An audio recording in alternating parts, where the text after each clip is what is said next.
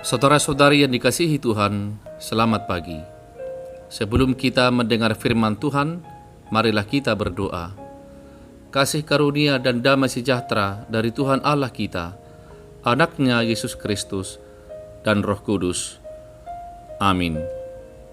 Firman Tuhan bagi kita hari ini tertulis dalam kitab Injil Markus pasal 5 ayat 34.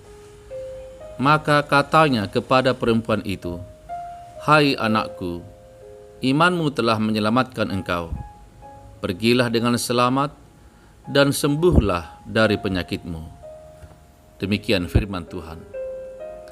Saudara-saudari yang dikasihi Tuhan, apa yang kita lakukan bila mengalami sakit yang tak tersembuhkan, atau bila maut mengancam nyawa kita atau nyawa orang yang kita kasihi? Tidakkah kita akan mengusahakan cara pengobatan tercanggih atau mendatangi dokter terbaik? Atau kita mencari pengobatan lain atau alternatif lain yang kita pandang mampu menyembuhkan penyakit kita? Dalam perikop ini, Yairus mengusahakan semua yang terbaik demi anak perempuannya yang sakit dan hampir mati.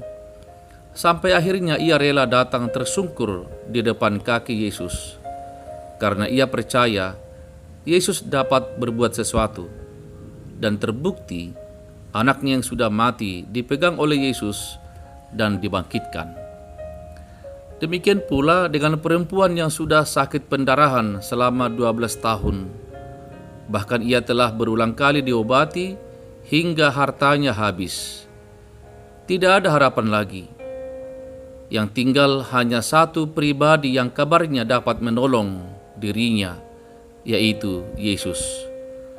Dengan harapan kesembuhan yang membara, mendorong perempuan yang sakit pendarahan itu memberanikan diri menjamah Tuhan Yesus yang dipercaya dapat berbuat sesuatu, dan hanya memegang jubah Yesus dengan iman, ia pun sembuh. Saudara-saudari, inilah kunci utama untuk mendapatkan kuasa dari Allah. Sebelum Allah memberikan berkat atau mukjizat, yang Dia lihat bukanlah hal-hal yang lain, melainkan apakah engkau beriman atau tidak.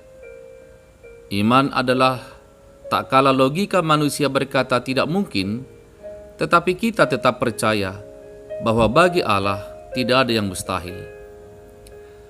Di antara kita atau di sekeliling kita, banyak orang yang menderita sakit. Sebagian besar berobat ke rumah sakit dengan harapan dokter atau rumah sakit yang baik dan yang sudah ahli, berkat pertolongan Tuhan dapat sembuh. Tuhan juga bisa bekerja melalui pengobatan tradisional dan alternatif lain yang tidak memakai jasa perdukunan atau gaib, namun tetap mengandalkan kuasa Allah. Namun penting kehati-hatian kita. Selalu ada oknum-oknum jahat yang memanfaatkan kepanikan kita atau penyakit kita yang tak kunjung sembuh, yang menawarkan cara-cara yang tidak masuk akal. Belum lagi ada tukang obat atau pengobatan alternatif yang menggunakan bacaan-bacaan kitab suci untuk meyakinkan kita atas cara-cara pengobatan yang dilakukannya. Maka dibutuhkan ketenangan kita dan iman yang besar kepada Tuhan.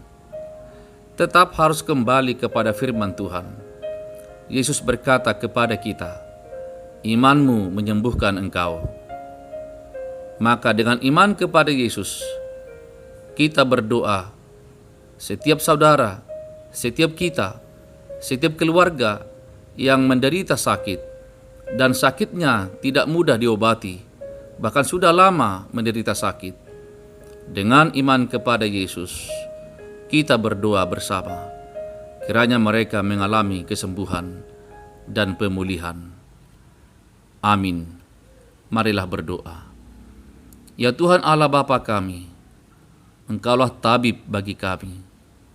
Engkau memakai semua profesi, baik dokter ataupun pengobatan alternatif lain, yang tidak memakai jasa perdukunan, jasa gaib, atau mengakal-akali kami dengan bacaan-bacaan kitab suci.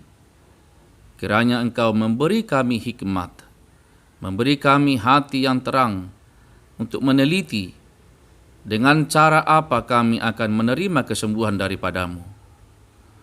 Kiranya setiap kami yang sakit, keluarga kami, saudara kami, orang-orang yang kami kasihi, yang terbaring sakit di rumah atau di rumah sakit, atau yang menantikan kesembuhan yang sudah lama dari Engkau, kami mendoakan mereka kepada-Mu.